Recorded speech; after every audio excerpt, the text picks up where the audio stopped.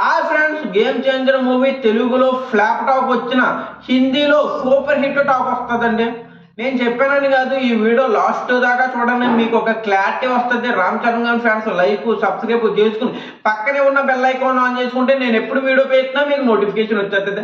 డైరెక్ట్గా మ్యాటర్లోకి వెళ్ళిపోతాం. మ్యాటర్ ఏంటంటే తెలుగులో ఫ్లాప్ టాక్ వచ్చింది భయ.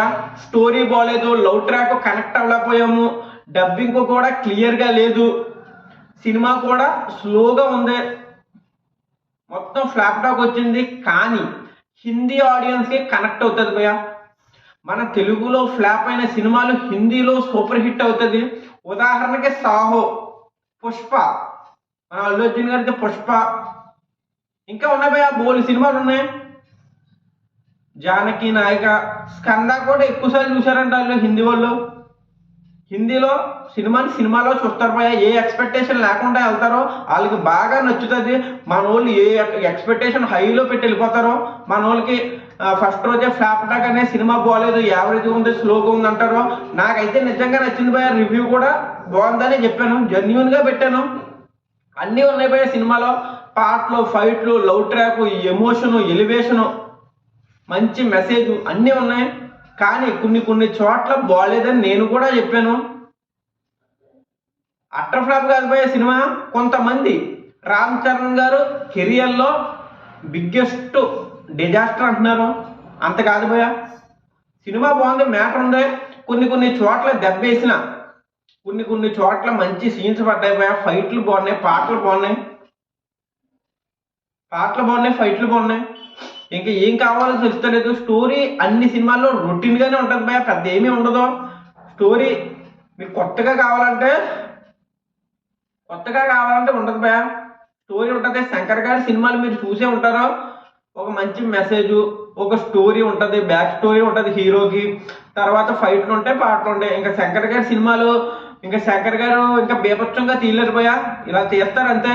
మనం ఎక్స్పెక్టేషన్ హైలో పెట్టి సినిమా చూస్తే ఏ సినిమా కూడా నచ్చదు భయ. ఎక్స్పెక్టేషన్ లేకుండా థియేటర్లోకి వెళ్ళి సినిమా చూస్తే ఏ సినిమానో నచ్చుతుంది. ఒకళ్ళేమో స్కంద మూవీ 100 సార్లు చూసినా బాగుంటుంది అంటున్నారు, దీనికన్నా మంచి సినిమాలు ఉన్నాయి అంటున్నారు. కానీ ఈ సినిమా ఎందుకు ఇంత ఫ్లాప్ అయిందంటే వీళ్ళే హై ఇచ్చారు భయ. ఇప్పుడు రామ్ చరణ్ గారు హై ఇచ్చారు, సినిమా సూపర్ ఉంటుంది అన్నారు. శంకర్ కూడా ఇంకా హై ఇచ్చారు, అందరూ హై ఇచ్చారు భయ. సుకుమార్ గారు కూడా హై ఇచ్చారు. మన జనాలు ప్రేక్షకులు హైలో వెళ్ళిపోయారు. ఇంకా అమ్మ సూపర్ హిట్ ఉంటుందిరా, సినిమా ఎంత పొడుగుంటుందిరా అన్నారు. కానీ స్లోగా ఉన్నది సినిమా, ఉన్నది మ్యాటర్ ఉన్నదే.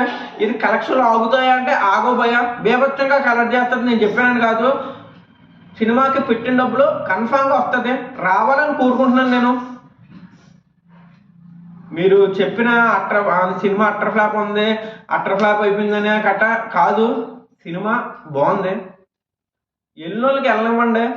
ఒకసారి వాళ్ళు చూస్తారు, వాళ్ళు నచ్చుతే చూస్తారు. ఏ ఎక్స్పెక్టేషన్ లేకుండా వెళ్తే మీకు నచ్చుతుంది భయ.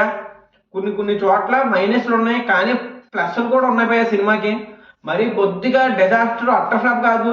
సినిమా ఉంది, హిట్ టాక్ వచ్చినా చాలు అనుకున్నాను నేను. సినిమా చూసాక నేను కూడా బ్లాక్ బస్టర్ హిట్ అని చెప్పాను. హిట్ టాక్ వచ్చినా బాగుండరా అనుకున్నాను. కానీ ఫస్ట్ రోజే అట్టర్ ఫ్లాప్ టాక్ వచ్చేసింది భయ. గేమ్ చేంజర్ కాస్త గేమ్ ఓవర్ అయిపోయింది. ఓవర్ చేశారు, నెగిటివ్ స్ప్రెడ్ చేస్తారు భయ. బీభత్సంగా నెగిటివ్ స్ప్రెడ్ చేస్తారు, చాలా నెగిటివ్ స్ప్రెడ్ చేస్తారు భయ.